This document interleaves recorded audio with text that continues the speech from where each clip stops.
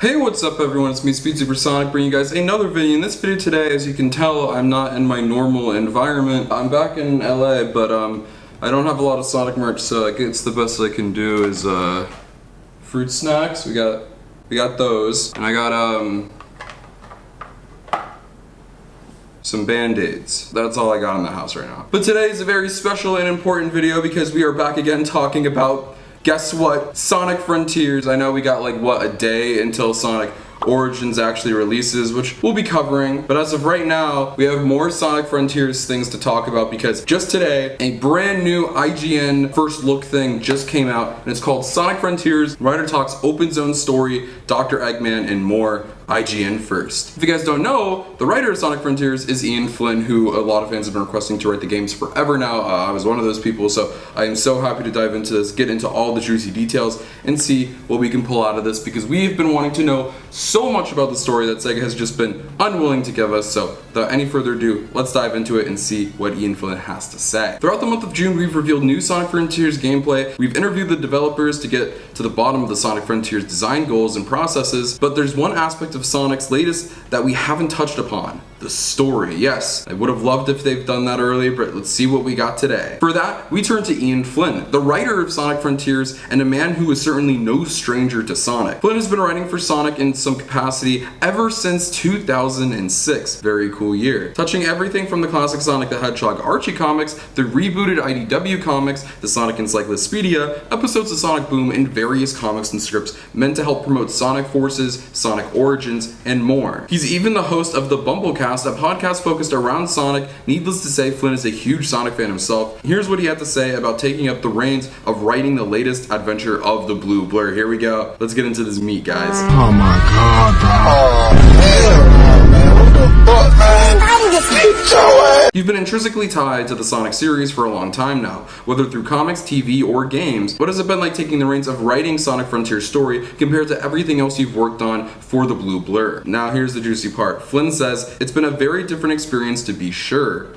With the other tie-in media, I'm the one to pitch the story, the characters, the themes, etc. With Sonic Frontiers, Sega provided the story, backstory, plot beats, usable characters, and so on." Okay, it was a very different approach to telling a Sonic story than what I'm used to. Okay, so let's get into this. That is very telling, actually, and I'm not sure if that makes me excited or not. When it says that Sega provided the story, the backstory, the plot beats, usable characters, and so on, isn't me saying that Sega isn't capable of telling a good story, because, you know, like, there have been good Sonic stories in the past, like SA2, Unleashed, and stuff like that, and I'm not even saying that I want Flynn to have complete creative control over everything that happens. I don't know how to feel about that, but let's move on. All that aside, it was a dream come true to work on a major Sonic titles like this. I misspelled that. And an incredible learning experience I hope everyone enjoys what I was able to bring to the table. IGN also says, "Can you give us a brief overview of what Sonic and friends are up to in Sonic Frontiers?" Now, this should give us some juice. Let's see. Sonic, Tails, and Amy embark for the Stalfrau Islands to investigate the disappearance of the Chaos Emeralds. Things take a turn for the dramatic immediately, and Sonic is left alone with a lot of questions. The story is his journey to uncover all the mysteries of the islands,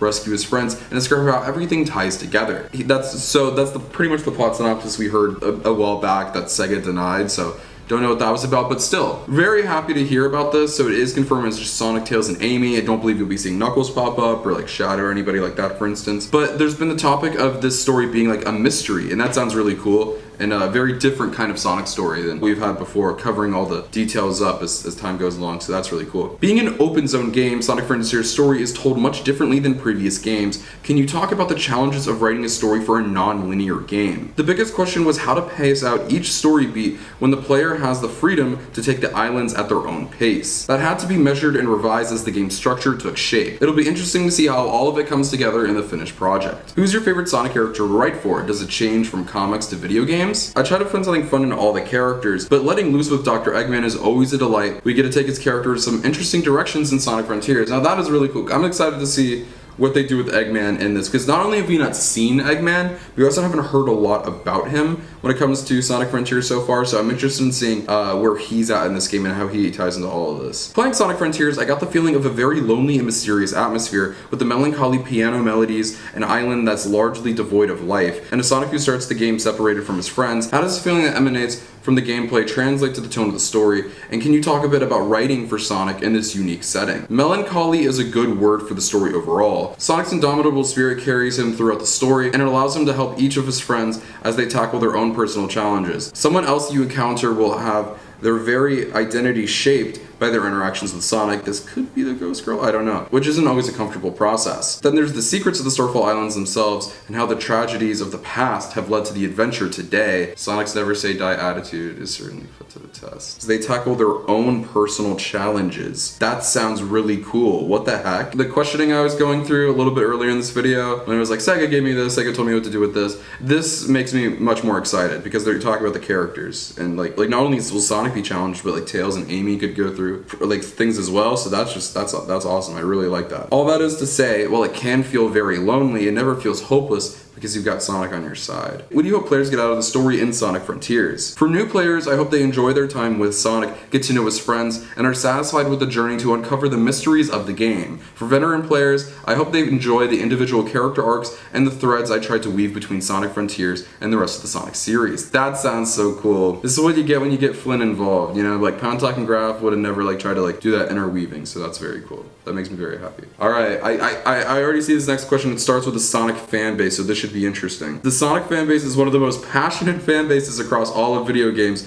and it seems like you've really taken to being an active part of it. From your podcast, the Bumblecast, where often do fan Q&As, to literally writing a Sonic encyclopedia. Given all of that, what does Sonic and its fan base mean to you? They're a constant source of inspiration. Their passion for the franchise is unquenchable, their creativity is boundless, and loyal unshakable. It's always thriving and fulfilling when something I've contributed to gets embraced by the fandom. They serve as a constant reminder of where I come from and why I enjoy being a part of the Sonic series for so long. And they've steadily been joining the ranks of official contributors, helping to shape the future for the next generation, which is very exciting. And that, I think, is the end of the interview. That is all, and overall, let's dive into this and see what I think. Now, first things first, pretty much for the most part, like everything I heard. Now, well, yes, I did like a majority of this. Like I mentioned earlier in the video, I did have an issue with when he said he used to pitch the story, the characters, the themes, etc. But with Sonic Frontiers, Sega provided the story, backstory, plot beats, usable characters, and so on. But when he gets into this one talking about the melancholy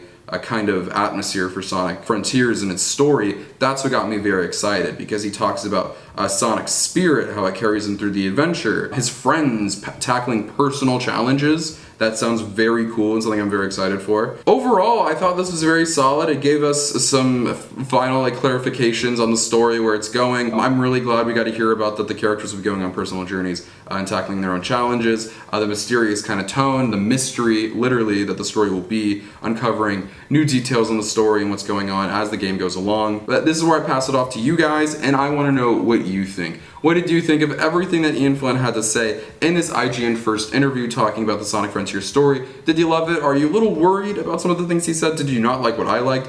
Did you like what I didn't? Let me know in the comment section down below. I'd love to know what you guys have to say. Feel free to follow my social media links to my Twitter and Instagram are below. You can follow those once you live my life, feature content, and all things Sonic the Hedgehog. But most importantly, if you're not subscribed, make sure you subscribe. This is the #1 destination on YouTube for all things Sonic. Whether it's video games, TV shows, movies, comic books, merchandise, and more, we talk about it all. Like I said, Oranges is coming out in only a couple hours from this video's release, so to stay tuned for my first impressions on that and more. And we have so much other content coming this year with more Frontiers coverage, Prime coverage, Movie 3, Knuckles Show. There's so much Sonic stuff on the way. You're not going to want to miss it, and this is the #1 spot to be for it all. I love you all so much, and I'll see you guys in the next video. Peace out.